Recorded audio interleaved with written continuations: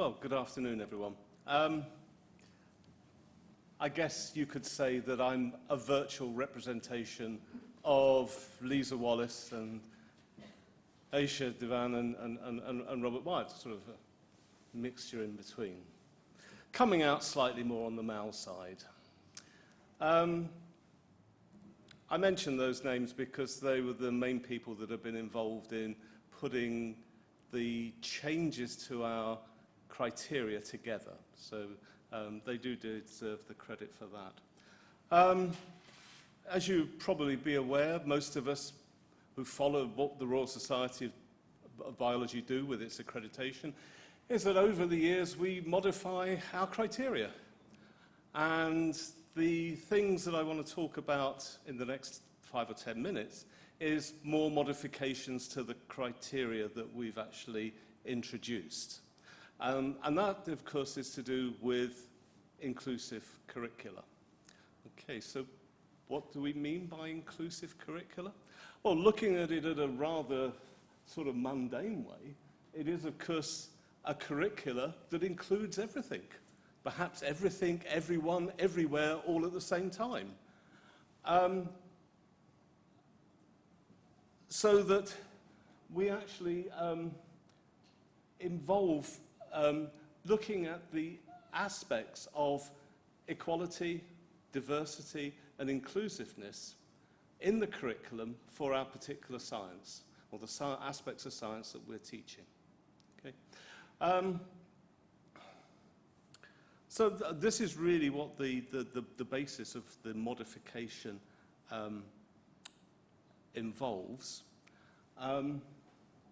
Why should we do it?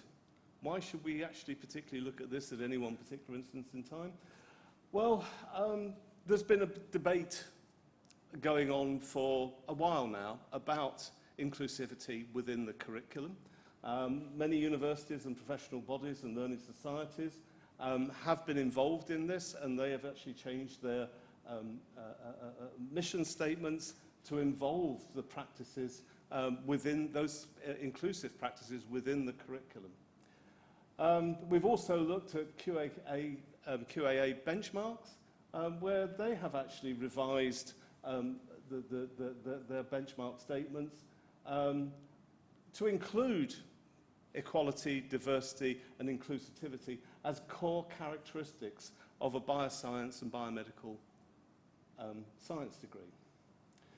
So when we're looking at this and what the body of science is doing, then it's right that we should actually think about that in terms of what we're delivering in our curriculum.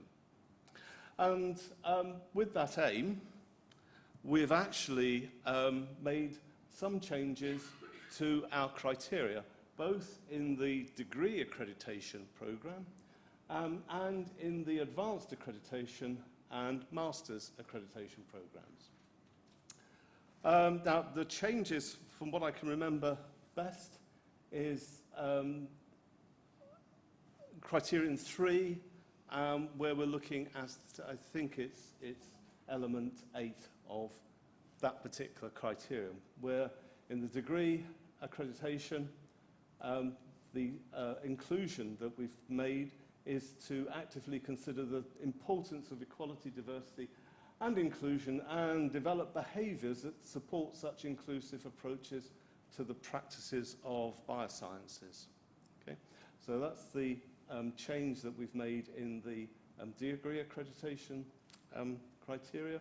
In the advanced accreditation and master's accreditation, we've included a statement that says, demonstrate a critical awareness of the importance of equality, diversity, and inclusivity, and adopt an inclusive approach to the practice of biosciences, of the biosciences. Okay, so now I'm all aware that we give statements, and you as people that are interested in what we're doing and how to interpret what we've actually written, we've included some guidance in the handbooks as to what we mean by that. So in general, it's thought that when we look at the programs and the curriculum, we should enable students to consider individual biases and how they and why they might affect science that is carried out. They should also facilitate scientists to critically engage with biases and discuss their impact. And finally, to enable and develop the behaviours that support an inclusive approach. I think everyone would agree that these are actually quite important aims to actually include in our curriculum, and I hope you all feel like that. As a geneticist, by training I'm a geneticist, not so much these days as I'm looking at other things, but I'm well aware that in my subject there are many examples where inclusivity wasn't included at all. And that often led to quite serious consequences in the understanding of the subject area. Okay, so looking back over history.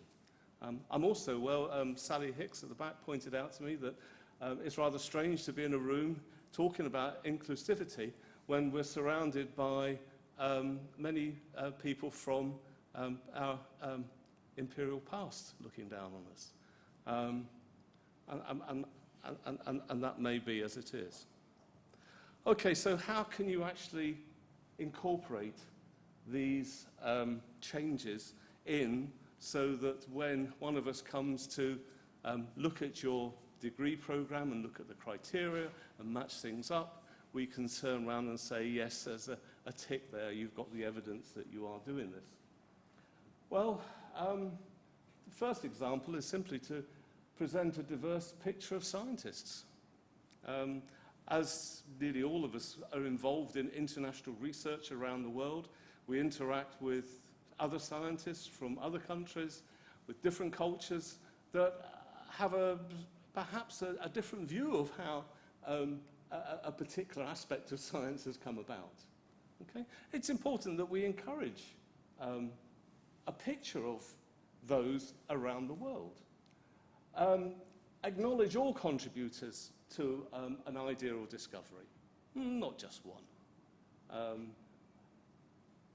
Include indigenous perspectives and the importance of parabiologists into field course teaching. And enable diversity into how research is designed and carried out. Okay. So there are some suggestions. We'd be very interested to see how this develops over the next coming periods. For the advanced accreditation and master's accreditation, we have a number of guidances there, which actually follow on from what we've just been given. Programs should enable students to consider that individual biases may impact and how they may impact the way in which science is carried out. They should facilitate students to critically engage with these biases and discuss their impact of the history and development of science. And students should be encouraged to use a diverse range of sources to plan and prepare work, including those from underrepresented or marginalised groups.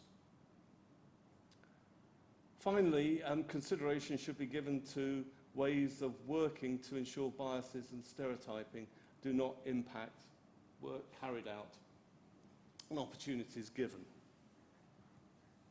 Okay, and examples there would include considering the role of the discipline in perpetuating and addressing health inequalities, include indigenous perspectives and the importance of parabiologists into field course teaching, and the inclusion of EDA statements in research proposals.